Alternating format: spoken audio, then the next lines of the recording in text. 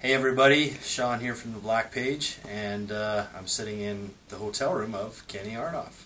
Kenny, good to see you, man. Hey, buddy. We're here in Victoria, BC, home of the Black Page, and Kenny's in town. We'll get to that in a minute, why he's in town. But Kenny, it's good to see you. You're doing some interesting things.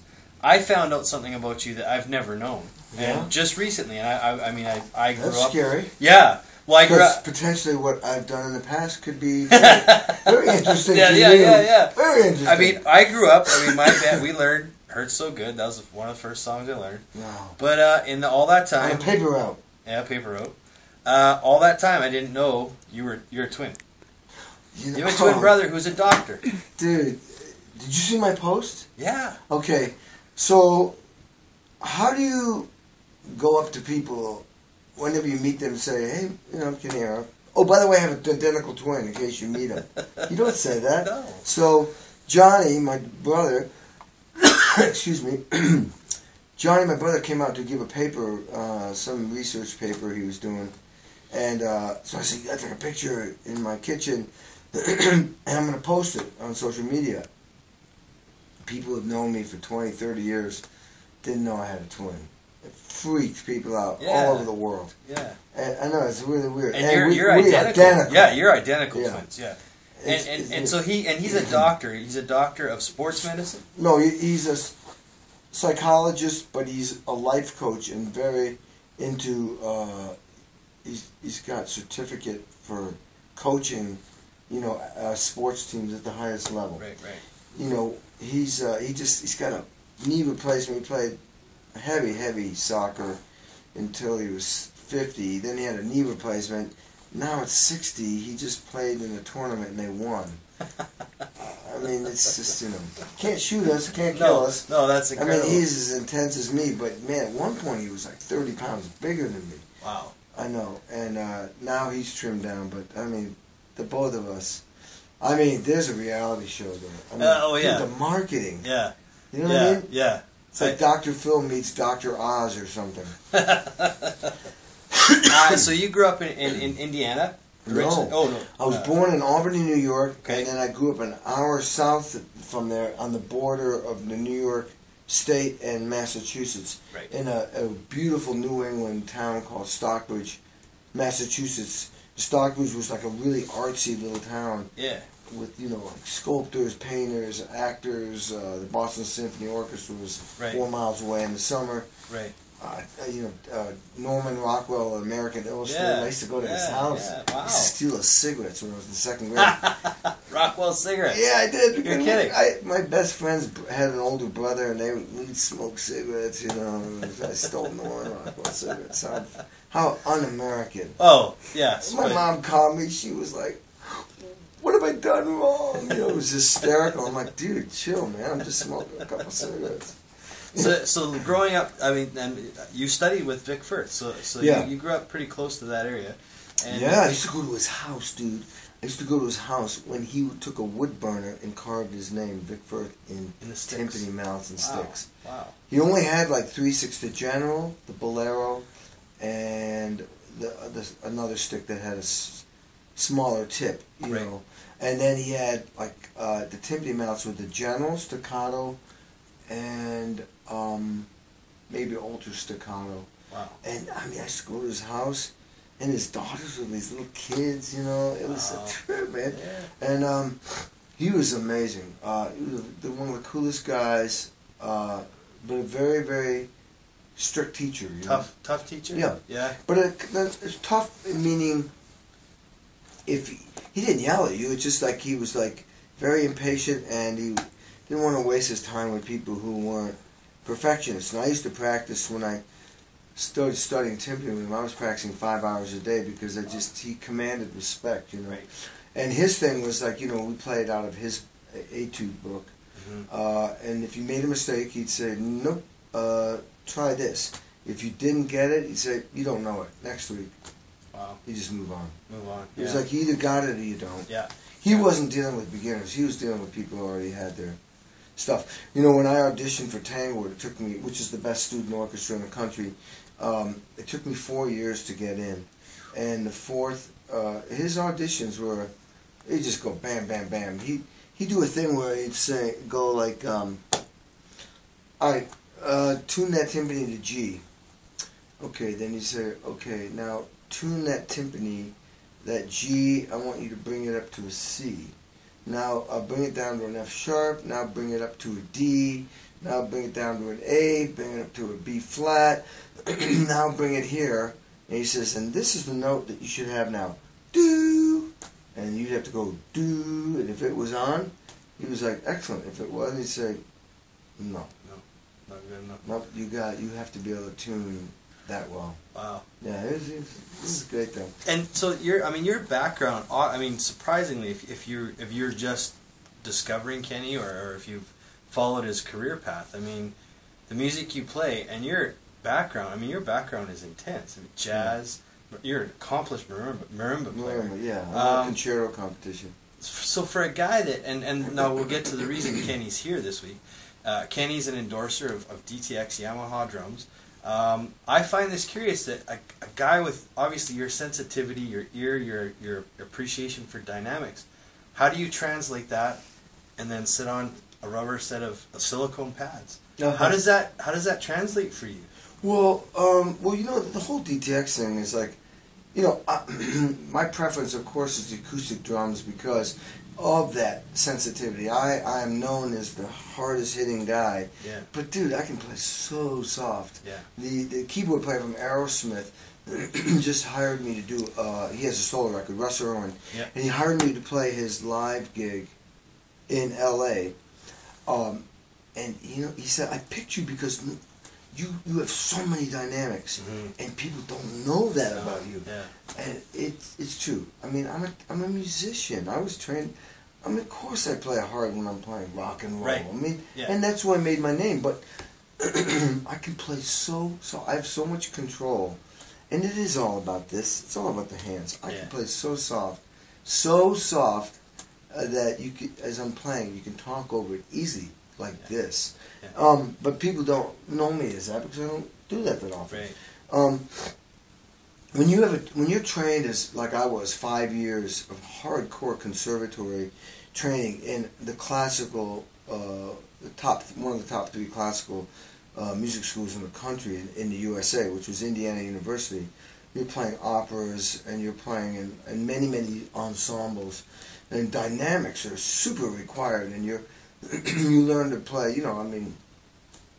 I would practice on Friday and Saturday nights, when everyone was out partying. Yeah. I practiced till midnight because with all the academic load I had, plus the music load during the week, it was hard. You get an hour here, an hour there, and you're learning, pieces for orchestra, for percussion ensemble, for your music lessons, for your, for your small ensembles, and anything else anybody wants you to do. Once they find out that you're into being a drummer for, the guys in the jazz, in the jazz department, they want you to, so they can practice their changes, and you're just working your ass off. So on a Friday and Saturday night was a chance for me to really catch up on my stuff. Yeah. And I didn't have a problem with it. I remember girls that wanted me to date them would come off the elevator and they go, I'm like, what? Her name was, I'll never forget it. Her name was Sherry Lake. Yeah. She's like, she was beautiful, and she looked at me like, aren't you going to ask me out? And I'm like, it's Friday night, Sherry. I'm here to get a degree in music and be the baddest mofo I can be. Maybe let's get together at 1 a.m. And she was like, she's probably got, married and has 10 kids right now, but I was not wired that way. I was a workaholic. But anyway, that background gave me all this knowledge. Now, to go to the DTX kit, it's a challenge. You cannot get the same dynamics as you get on acoustic kit. Yeah. They try to create, this kit's amazing. And the reason why I endorse it because I've never played pads that felt so good. Yeah. It's not the mesh pads that give you that trampoline effect. These pads are made of some sort of a. Do you remember what they're made of? Is it silicone? They said silicone or something. Yeah. It's not rubber. It's like a silicone, and it's impregnated with. It's got some like the snare head's tougher, a little bit more tight, like a real snare head. Right. Tom's a little bit softer. They may have more air in it. Right. DTX is probably going to fire me because I haven't got it totally right. But that's basically it. they try to assimilate the feel that or at least the relationship like tom heads on a drum kit with a snare head, and the feel is incredible, and they have a sensitivity switch on it, and they have a pitch thing on it. Yeah. All right. It's not the same as a real kit. Right. I'm motivated to try to work the dynamics off the kit. Yeah. Now tonight, if you notice, I was doing that Buddy Rich thing, and there's a part in the song where the bass is doing a solo, and what I would do on a real kit was you play the bass drum, put your heel down, you play the bass drum, you feather. Right. You boom boom boom boom boom boom boom boom boom boom boom boom. I was on a cross stick, and I was doing on the hi-hat, and I would on a real kit feather the head so lightly, and it just support the bass. On the DTX, the way I had it set up, if I did that, the trigger was it would give me too much of a volume. Right. So what I did in that case, I just put my foot off of it and hit the floor. Yeah. But a great tool, though. I mean, you talked a lot about that. Like, what an incredible tool. I mean, especially with regard to recording tracks and being able to email them back and forth. Well, I have not done the MIDI thing yet on those things. Because the thing I'm so far. I got so many things going on. And one of the things is I've got to deal with a platinum samples or whatever they're called. I have a contract with them. I don't know.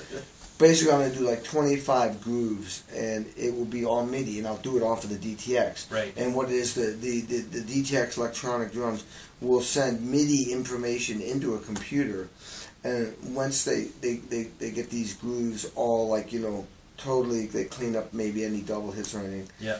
The thing about MIDI information is that if somebody gets Kenny Aronoff's grooves in a MIDI format, they can speed it up, slow it down, and the pitches won't change. Right. It's really, really good for people who are songwriting. Yeah. That's the world I have not entered. I originally got this DTX kit. That was one of the reasons why I wanted to use it. Right. Is for sessions for people who don't have Pro Tools and they are working in the MIDI format. This works perfect for that. Yeah. But what I do use it for is, I didn't expect I'd be practicing on it so much.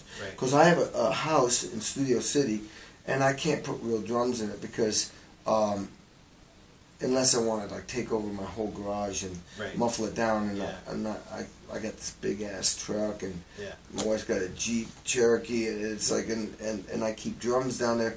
So I have the DTX kit there, and I have a studio that's 6 miles away, but that's basically 30 minutes of driving. Kenny Aronoff has got so much shit going on that 30 minutes is a waste of time, and then 30 minutes back, in that hour I could be doing so many other things. Exactly. And so I got this DTX kit set up just like my regular kit. 2 hi-hats, reverse toms, 12-10, 14-16 or 16-18. Same cymbals, same thing. And I work out all kinds of stuff. For sessions, clinics, for live gigs on that kit. It's not the same thing as a real kit. The biggest difference is the kick drum. On the DTX pad, the actual beater will hit the pad here, but on a real kick drum there's a little bit more distance. So if I go from that to a live gig without warming up, it's a little bit like, whoa, okay, I gotta go a little further down. But man, what a great tool! It's got a click track in it, so you can practice technique and all kinds of workout, all kinds of stuff with metronome. If you want to, you can play along to some songs. If you wanted to, they got some songs that are the most brilliant songs, but you can work out fills at all different tempos and sections and practice all your technique that you want. It's an incredible tool. And live I use it. I mean, I've always triggered my kick drum since 1986, and I'll go from the trigger to the DTX multi-pad D12. It's a 12-pad thing, and it's holding a sample, and that goes into a mixer behind me, and I have a mixer that has the sample sound, the sound you get from the analog sound from the microphone that's in the bass drum, and then that same trigger goes to an amplifier that then triggers a thing that's in my drum throne that gives me a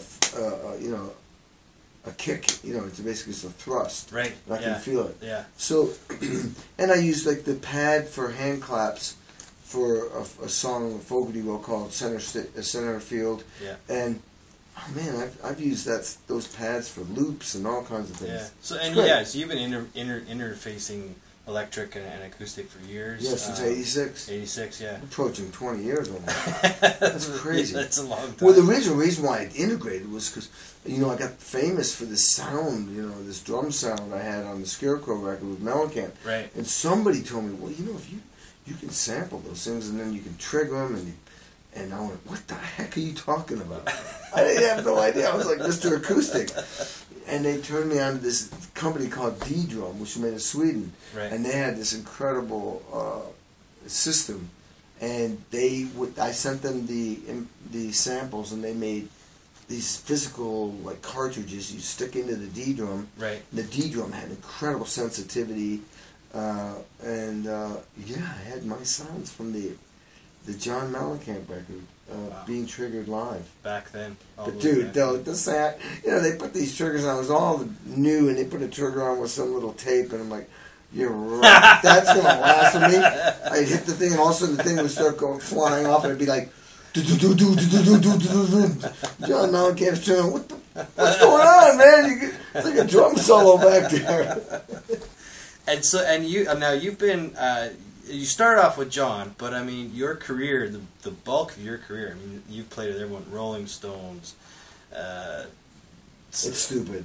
It's Smashing weird. Pumpkins. I mean you've run the gamut. Styles. Live and even if you say live in studio, it's like Eric Clapton, Sting, Steven Tyler, Elton John, Santana, B.B. King, Johnny Cash, Willie Nelson, Waylon Jennings, the Highwaymen. Then you go over to all the chicks, your Avril Lavigne, Alanis Morissette, Rod Stewart's 2 new singles, John Fogerty.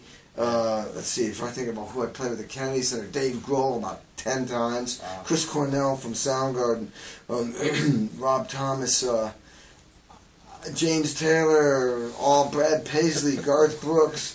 Stevie Wonder, Beyonce, Josh Groban, Sheryl Crow many times. What else? Oh, Mary J. Blige. I mean, it's like everywhere. Do you have the record yet for the most artists played with, or is that? No, I don't think the guy, because I'm lucky. I came in the last third where you had to have a drummer. But what about guys like Hal Blaine, right. where they didn't even have drum machines? Right. So if you needed anything to do with percussion and drums, you had to hire somebody. Yeah. So I know Hal Blaine was on 43 singles. Yeah.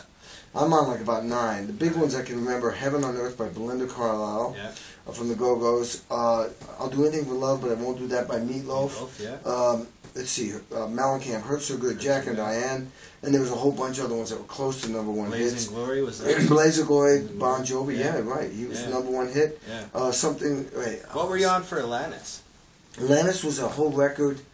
I can't remember the song title. My Happy Ending, which was Avril Lavigne. Right. Happy Ending. I recorded that without her there, with just a click track and an acoustic guitar. Wow. And they built the whole track around me. Tracks around that. I tell that story. I said, dude, the fact that even made it on the record, the fact that became a single, the fact that was a huge single, is like going deer hunting with blindfolded in the dark and shooting a deer. Because she could have walked in and gone, what? I don't like that beat. Oh, I don't like that tempo. Oh, I don't like that drum sound. I don't like his feel. Yeah. And instead she liked it all. Right. And then it became successful. Yeah. That's just... The way you're supposed to make a record is the whole band gets in there and they talk about it and you work it out and it's like, yeah. But for it to work like that and it sounds great, it's like a miracle. Yeah. What's one thing you covered today in your clinic, which I found was incredible, and the story you told about watching Satch play and how Satch is such a musical guitarist, and it's funny. And I mean, when you said guitar players tend to rush, and I had an experience with a couple of bands where I bought a rhythm watch, and it was the greatest equalizer, because you put that in, and all of a sudden you start seeing who's rushing. And it's like you're the guy all of a sudden, and it's like you can't argue with this. This is where it's at. But the fact that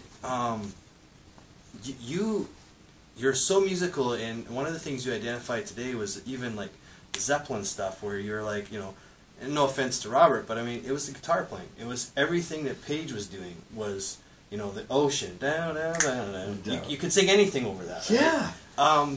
That was with Iommi. I didn't even hear them. I didn't even hear Glenn Hughes's vocals till the record came out. Right. And I wasn't missing it because Tony Iommi is from Sabbath. His guitar, you know, every song was like a hook line. Yeah. His parts were like vocal lines. Yeah. Just like you were saying, Page and Plant. I mean, it's like, you know, and then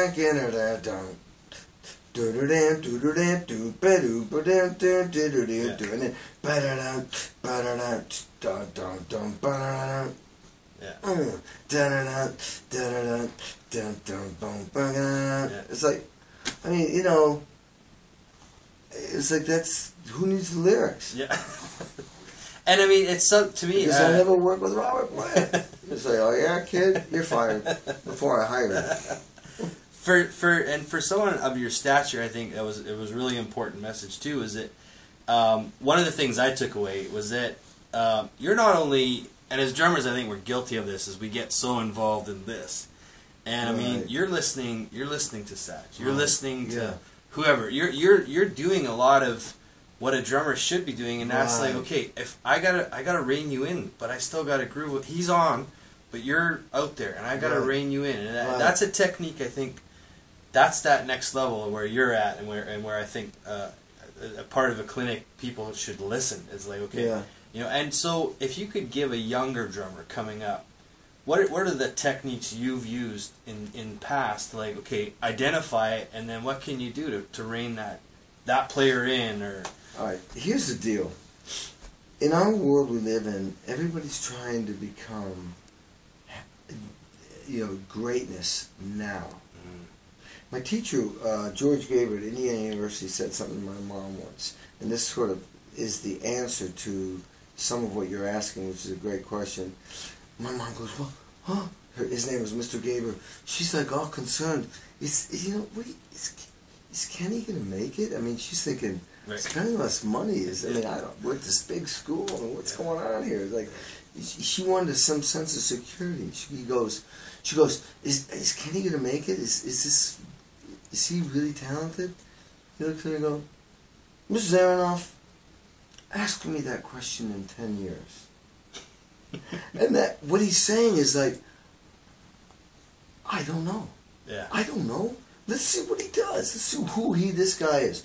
And you don't make it at age 10. You can't possibly understand everything that I know, only because I've lived a billion years more than age 10. Right. So my advice to people is, okay, as you're practicing all your technique and all your stuff, do not forget about listening to everybody, whether you're playing with musicians live or if you're playing to a record or iTunes or CD or whatever you listen to. Don't just focus on yourself.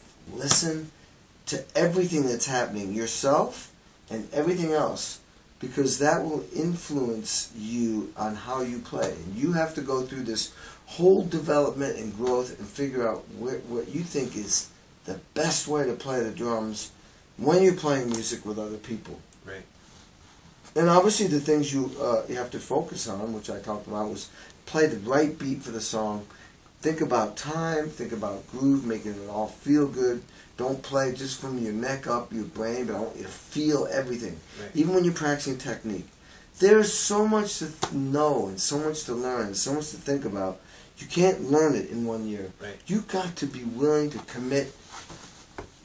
Like that guy said, check him out in 10 years. Yeah. In 10 years, you'll know a lot more about if you really are committed, if you're really committed, if you're even more gung-ho in 10 years, then, well, I would say this guy, this girl, whoever, is really on their way. Because let's ask in 10 more years. Right. 20 years later, you'll go like, wow, I know so much more now. Yeah. You can't speed it up. No. But it's good to have the advice so that it's in the back of your mind. So you're going, oh yeah, Kenny said to listen more. Right. I get now what he's talking about. Right. It's like the athlete. The first year the guy gets in the NFL, he's thinking, oh my God, okay, oh God, okay, I got to go forward 2 steps, take a left, and then hit that guy. Yeah. Okay. The next season he's going like, okay, I'm doing this, but this guy's doing this, and this guy to my right's doing this. He's paying attention to 3 guys. If I do this, then what's he doing? Okay, he's doing that. And how does that affect them? How does that affect them? Okay. The next year he's thinking 2 guys to his left, 2 guys to his right. He's like, okay, when I do this, those 2 going that, but maybe I should do this because they're going that way, and if I go like this, that's going to make them affect them. Then they can come across here, and then when they, the ball is high, they take off. He says, "I'm going here." That's not what I thought was going to happen, but they're going this way. Now I'm going to go this way now, and that's going to make him go that way. And now then the guy's starting to see the bigger picture, and every year he sees more and more until finally he goes like, I can feel what 22 people are doing on this field. Right. And that comes from time and practice and wisdom. And that's what happens to all of us in music or any field. You start becoming smarter and smarter, and you go like...